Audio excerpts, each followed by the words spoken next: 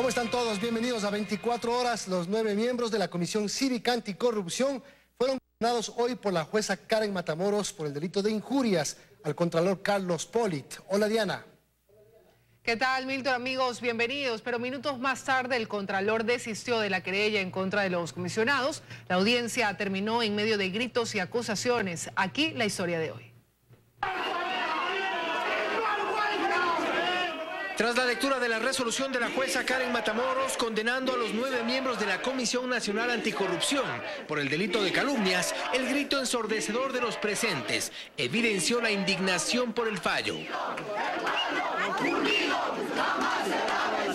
La jueza decidió condenar a los 9 comisionados dictándoles 1 año de prisión, el pago de una indemnización similar a la de un salario del contralor a cada uno, además de pedir disculpas públicas. El abogado del contralor apenas escuchó la condena y pidió la palabra para informarle a la jueza que Carlos Pollitt renunciaba a la acusación.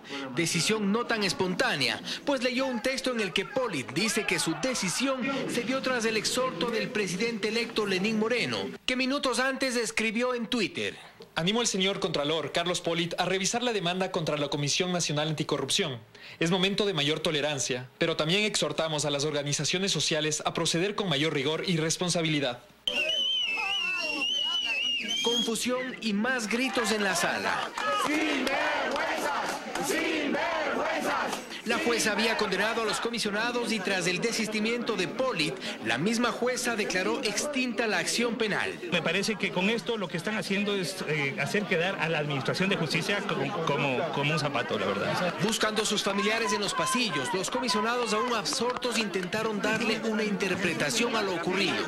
Les condenamos y luego desistimos, ¿verdad? Por lo tanto, esto no es más que un gran sainete, señores. Isabel Robalino, la mujer de 99 años que forma parte de esta comisión, también quiso darle nombre a este desenlace. Que juegue un supuesto presidente electo con los destinos de la nación. Ya sin términos legales, Simón Espinosa buscó un título para el episodio. Voy a usar un lenguaje muy propio del país y de la política. El gobierno nos ha metido el dedo. Quedó así, extinta la acción e inexistente la condena. A través de un comunicado de prensa, el Contralor General del Estado, Carlos Pollitt, ratificó lo actuado por su abogado en este proceso. Sin embargo, dice que la justicia le ha dado la razón. El comunicado institucional dice que la decisión de la jueza demuestra que la honra de un ciudadano probo fue mancillada ante la opinión pública sin ningún sustento o prueba. La Contraloría considera que con esta sentencia se ha generado un precedente. Aún así no ha mermado la reacción de los procesados, familiares y amigos. Fausto Yepes, 24 horas. Hablando de justicia, prescribió el último juicio penal por peculado que tenía pendiente el expresidente Abdalá Bucaram Ortiz en el país. Su retorno sería inminente. Pese a que en la página de la Judicatura aún Abdalá Bucaram tiene 6 procesos pendientes, 3 por peculado, 2 por injuria calumniosa y no calumniosa grave, y uno más que el sistema no identifica, ya puede volver al Ecuador. Quien fue su abogado por muchos años dice que los de injuria ya prescribieron. El que no se especifica es un error del sistema, y que de los de peculado también uno es un error. Los únicos pendientes eran los de los gastos reservados en los que se acusó a Bucaram de disponer en sus últimas horas de gobierno el cambio de cheques por un monto de 11.000 millones de sucres. Decían que se habían bajado sacos de dinero, y en esa bajada de saco de dinero, aunque tarde, Paco Moncayo declaró mediante carta firmada al hijo Dalo Bucaram que él no había visto absolutamente nada.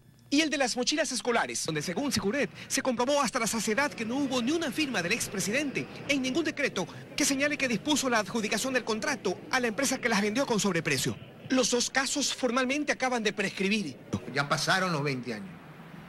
Ya pasó lo que dice el código en cuanto a tiempo, la prescripción del ejercicio de la acción, que trae como consecuencia fin total del proceso. En efecto, el 10 de abril pasado, la jueza de la Sala Especializada de lo Penal de la Corte Nacional de Justicia, Gladys Terán, a petición del hijo Dalo Bucaram, declara la prescripción del primer caso. Y este 20 de abril, el juez Jorge Blum, de otra sala especializada, resuelve la prescripción del segundo.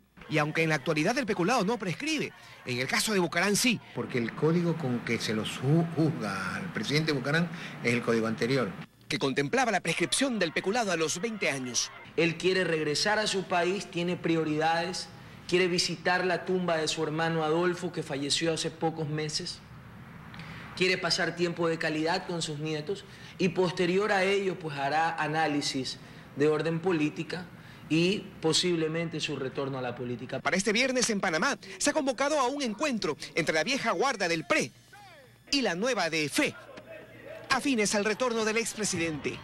Serían los encargados de un recibimiento que no creen debería ser diferente a los demás. Luis Antonio Ruiz, 24 horas. La Sala de Garantías Penales del Guayas ratificó la sentencia de 18 días de prisión para el periodista Orlando Pérez, exdirector del diario público El Telégrafo. Pérez es acusado de agresión física a una mujer.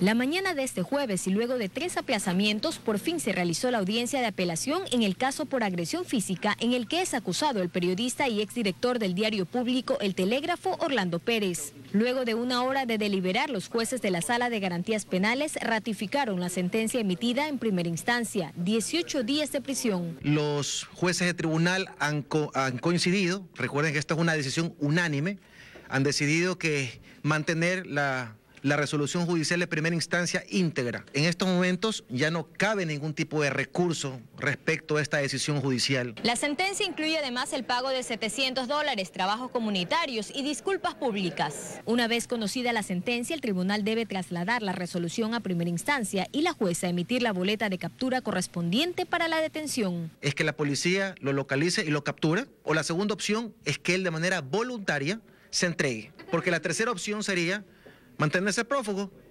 esconderse en algún sitio hasta que prescriba la pena impuesta y bueno, quedó en la impunidad este asunto, ¿no? Un dictamen que no fue bien recibido por la parte acusadora.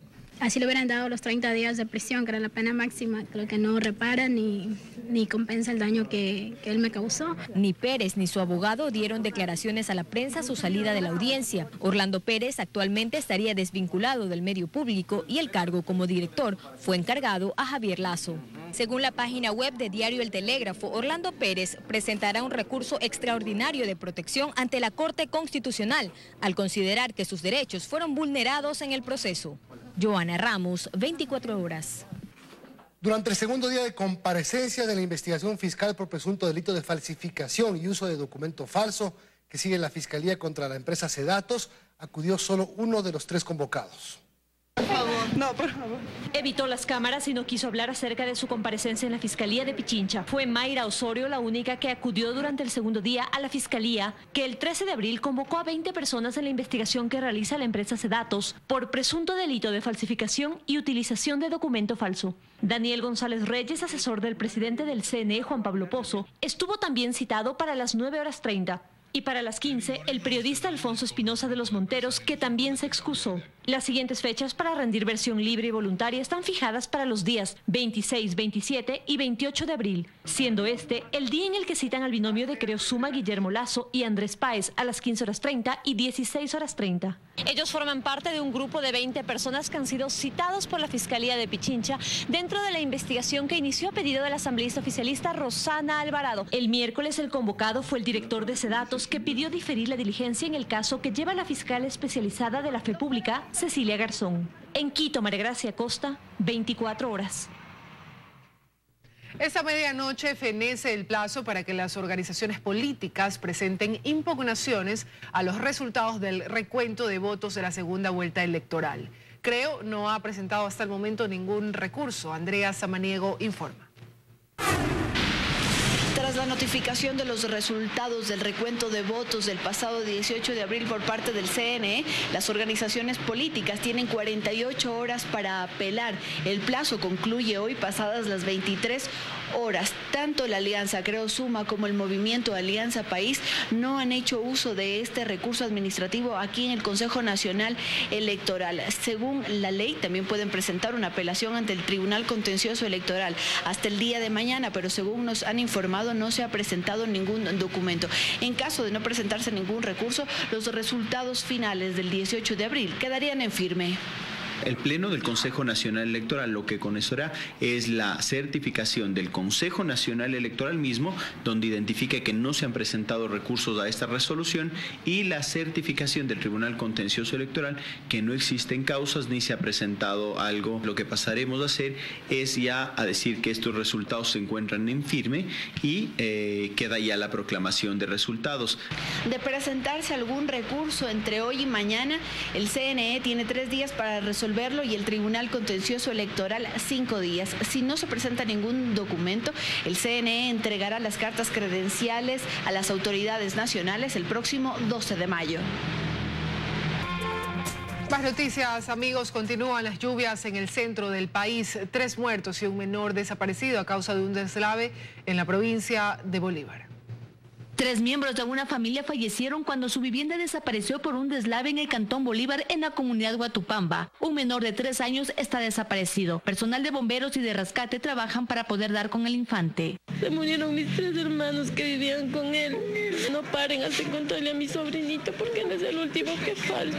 El niño sigue desaparecido y creo que las probabilidades son bastante escasas de poderlo rescatar con vida. El padre de los 3 fallecidos se salvó de milagro. Presenta heridas en su cuerpo y ahora solo queda el recuerdo de cómo perdió a su familia en cuestión de segundos. Han estado merendando y cuando una vez han sentido el golpe nada más y es lo que ha avanzado a salir, o sea, como que ha corrido. Moradores del sector manifiestan su preocupación ante la situación invernal en esta provincia. Una cosa de tener temor, viera miedo, viera. Está perdido todo, no hay nada, mi papá no tiene nada, se quedó en la calle. Autoridades piden la colaboración de quienes habitan en esta comunidad para evitar más pérdidas humanas, ya que las lluvias son permanentes. Una misma familia tiene 4 pérdidas y eso pues creo que nos invita a una reflexión profunda, a un análisis muy crítico de no poder seguir en zonas de riesgo. En Bolívar, Mercedes Chávez, 24 horas. Empiezan a filtrarse documentos de la justicia brasileña sobre la investigación de la red de corrupción de Odebrecht en el Ecuador. Uno de los documentos devela el pago de $1 millón a un representante del Ministerio de Energía del Ecuador por la concesión del proyecto Toachi Pilatón. Aunque en el Ecuador no se conoce de personas investigadas y peor aún de funcionarios públicos procesados por el supuesto cobro de sobornos de la empresa brasileña Odebrecht, que asegura haber entregado $33,5 millones en coimas en nuestro país, en el Brasil la investigación avanza y empiezan a filtrarse documentos judiciales como este. Se trata del pedido del ministro Edson Fachin del Supremo Tribunal Federal de Brasil a la Fiscalía para que determine la aplicación de la ley penal sobre el hecho que relatan 2 ex colaboradores de Odebrecht, Fabio Andreani Gandolfo y Fernando Fernández Meías Besa, sobre su delación realizada bajo reserva en relación a la construcción de la planta hidroeléctrica Toachi Pilatón. El documento en la parte medular señala: ellos dicen que si Odebrecht resulta ganadora del proceso licitatorio de la mencionada obra, cuyo inicio de ejecución dependería de la financiación en el contexto del Ministerio de Energía de Ecuador, la ocurrencia supuesta del pago de propina es incrementada en el valor de $1 millón al representante del Ministerio de Energía de Ecuador, con la intención de obtener la liberación del financiamiento. La transacción se efectuó a través de la sección de las operaciones estructuradas de Odebrecht, reza el documento. La planta hidroeléctrica Toachi Pilatón fue negociada en los gobiernos de Lucio Gutiérrez y Alfredo Palacio, con la participación de la prefectura de Pichincha y firmada en el gobierno del presidente Correa en octubre de 2007. Pero este mismo gobierno, luego de algo más de un año, dio por terminado unilateralmente este contrato.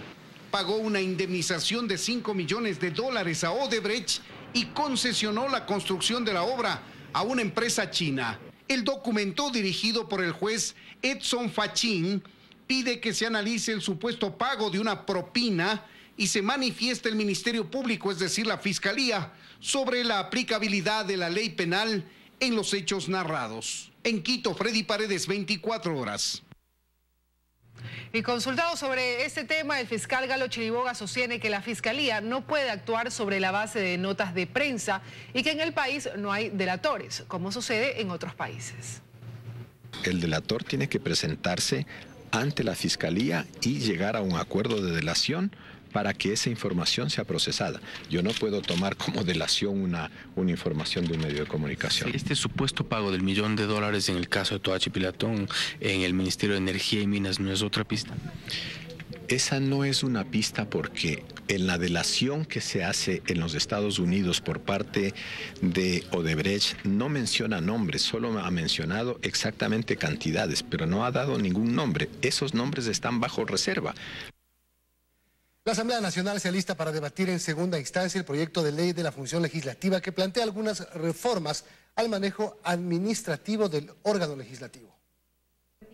Esta asamblea, a la que le queda menos de un mes de vigencia, busca aprobar reformas que rijan para el funcionamiento del nuevo Parlamento, que prevé instalarse el próximo 14 de mayo. Se trata del proyecto de ley de la función legislativa, cuyo informe para segundo debate está listo. Promueve la destitución de un asambleísta si ha registrado de forma reincidente dentro de 6 meses un 60% de faltas injustificadas en las sesiones del Pleno y de las comisiones. Primero dijeron montos económicos y luego en tiempos, pero eso no fue posible. Ya los resultados nos han dado que en ciertos momentos no hemos tenido ni siquiera los alternos. Sin embargo, la destitución por faltas es uno de los temas polémicos en el que los oficialistas no se ponen de acuerdo. Hay cuestionamientos, si es posible que te destituyan cuando tú eres electo por la voluntad popular. Yo siempre digo, donde más le duele a la gente el bolsillo, una sanción pecuniaria muy fuerte, de manera que hoy se propone pues inclusive hasta un 60% del salario. Mientras la oposición insiste en que la nueva ley de la función legislativa debe reforzar el tema de la fiscalización, exige que se modifique la forma en que deben tramitarse los pedidos de información, cuyo plazo se reduce de 15 a 10 días. Solicitudes que deben ser tramitadas a través de la presidencia de la Asamblea. El hacerlo a través del presidente o la presidente de la Asamblea de turno siempre es una traba. Deberíamos tener la libertad de señalar al sospechoso, de señalar qué sospechamos, y por eso se nos da inmunidad. Otra de las reformas plantea que en caso de un proceso penal en contra de un legislador en el que se ordene prisión como medida cautelar, se suspenderá el pago de su sueldo y se principalizará al suplente. Además, propone que si transcurridos 30 minutos de la hora convocada a las sesiones no hubiera quórum, se dará por no instalada la sesión. Ana María Cañizares, 24 horas. El ministro de Comercio Exterior anunció que los precios de los autos europeos ya debieron haber bajado tras la vigencia del acuerdo con la Unión Europea. El ministro tiene su propia posición con respecto al pronunciamiento del sector automotriz, de que los vehículos que vienen de Europa, con quien hay acuerdo comercial, demorarán en bajar de precio. Yo no avalo declaraciones de terceros, sino que doy las propias. Y las propias son que desde el 1 de enero, con la entrada en vigencia del acuerdo, los vehículos que vienen de Europa vienen con un 5% menos de arancel. El próximo año serán un 10% más baratos y en 7 años el arancel de los carros que vengan de Europa será 0. Uno de los grupos más interesados en explotar el acuerdo, porque les beneficia, son los bananeros. Los resultados en estos 3 primeros meses es que han aumentado en más del 12% la exportación a nuevos mercados de ese continente y la proyección de mejora es mayor.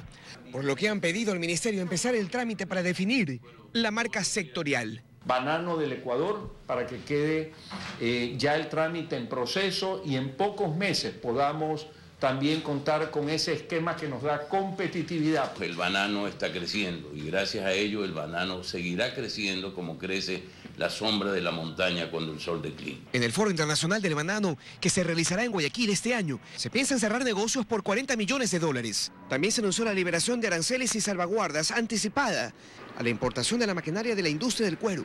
Esto atendiendo un pedido de Tungurahua y de Guayas. En el COMEX aprobamos hace unos días que las tricimotos eléctricas que vengan al país vienen 0% arancel. Luis Antonio Ruiz, 24 horas.